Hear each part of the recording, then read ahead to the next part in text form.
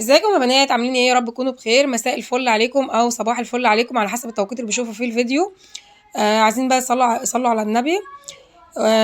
طبعا النهارده الفيديو بتاعنا خفيف ولذيذ. هنعمل مع بعضينا اللي هو الجيلي بالفراوله دريم، ومعاه معلقتين من السكر. مش هياخد مننا اي وقت. حماتي طلبت مني اللي انا اعمله لها، يعني بعتتهولي وقالت لي خدي اعملي لنا اللي هو الجيلي دوت. تمام، فانا قلت لها طب خلاص تمام ماشي. للعلم بقى انتوا عارفين ان الفيديو دوت اصلا بقاله كتير جدا، يعني يمكن رمضان اللي فات ده اللي قبليه. انا معايا بقى حله اهي، الحله بتاعتها بعتت لي الحله. انا هنزل بباكو من اللي هو الجيلي، ومعايا معلقتين من السكر هنزل بيهم برضو على الجيلي، على البودره بتاعت الجيلي. وهنزل بكوبايتين من الميه، تمام، بمجين. المج دوت تنزلي منه بكوبايتين اهي، كوبايه كمان اهي. وابتدي بقى اللي انا اقلبهم كويس جدا لغايه ما البودره بتاعت الجيلي تدوب معايا هي والسكر.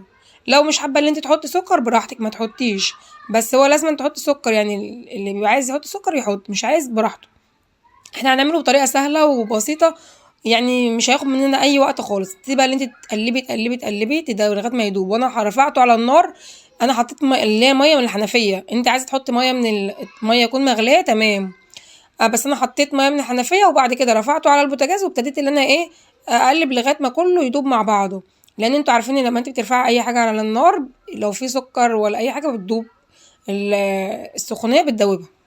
تمام، لازم ما تخليش فيه اي حاجه، لازم البودره بتاعت الجيلي والسكر يدوب.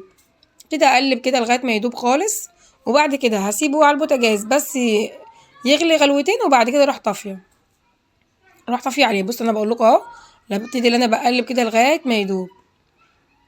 طبعا هسيبه بس ادوبك بس يغلي كده، يعني ما يكملش حاجه. هو مش هياخد مني 10 دقايق على البوتاجاز او اقل من 5 دقايق، تمام زي ما انتوا شايفين كده. بعد كده بقى بروح انا ايه، طافيه عليه يعني. انا كده بقى ايه، سايباه بس ياخد غلوه كمان زي ما انتوا شايفين. انت عايزه بقى تعملي باكو تعملي 2، اللي يريحك، دي حاجه بتاعتك انت. والله يا بنات لو اقول لكم ان الفيديو ده بقاله كتير جدا معايا، وفيديوهات كتيره مش ده بس. طبعا انا خلاص انا نزلته من على النار. انا جايه بقى اعتلي الاطباق برضو بتاعتها. قلت لها بقى ابعتي لي الاطباق عشان انا ايه احط لك في الاطباق واللي انت ايه تاكلوه على طول. طبعا بالمغرفه كده، هما 3 اطباق. قلت بقى ان انا انزل ايه بكل مغرفتين كده في طبق، اقسمهم لها على 3 اطباق. تمام، دي بقى اللي انا بحط في كل طبق فيهم شويه. انت عايزه تحطي بقى في كاسات، عايزه تحطي في كوبايات، عايزه تحطي في مجات، عايزه تحطي في الاطباق زي كده براحتك. دي حاجه بتاعتك انت، على حسب ما انت عايزه تقدميه قدميه باللي انت عايزاه. عايزه بقى بتقدميه بتحطي له بقى، تحطي فاكهه فيه، يعني تحطي فاكهه، تحطي موز، تحطي عنب، تحطي زي ما انت عايزه براحتك. عايزه تسيبيه كده ساده برضو براحتك، دي حاجه بتاعتك انت. بقى كده خلاص انا صبيته في الاطباق. هنحطه بقى في الفريزر لمده 4 ساعات، ما تجيش جنبه. مدة 4 ساعات هيتماسك وهيبقى معاكي أحلى جيلي وأطعم جيلي بالفراولة. في أطعمة كتير بقى، انت تجيبي الأطعمة اللي تعجبك يعني. عايزة تقطعي بقى موز كده من فوق كده، بعد ما ايه تقطعي فوق بقى، بعد ما انت تصبيه في الأطباق زي كده، تقطعي مثلا صباع موز كده تقسميه على الأطباق. يبقى زي ما انتوا شايفين يا بنات، خلاص الجيلي بالفراولة جاهز معاكم اهو، بعد ما سيبناه 4 ساعات في الفريزر. لا اما بتسيبيه في الفريزر، لا اما في التلاجة، على حسب التلاجة بتاعتك. يعني لو التلاجة بتاعتك بتسقع بسرعة ممكن تحطيه في التلاجة على الرف يعني. لو التلاجة بتاعتك بطيئة ممكن تحطيه في الفريزر. زي ما انتوا شايفين يا بنات، ده كان شكل الجيلي اللي احنا عملناه بطريقة سهلة وبسيطة، ما اخدش مننا اي وقت، وبقى احلى واطعم جيلي، وسهل جدا جدا بطريقة سهلة.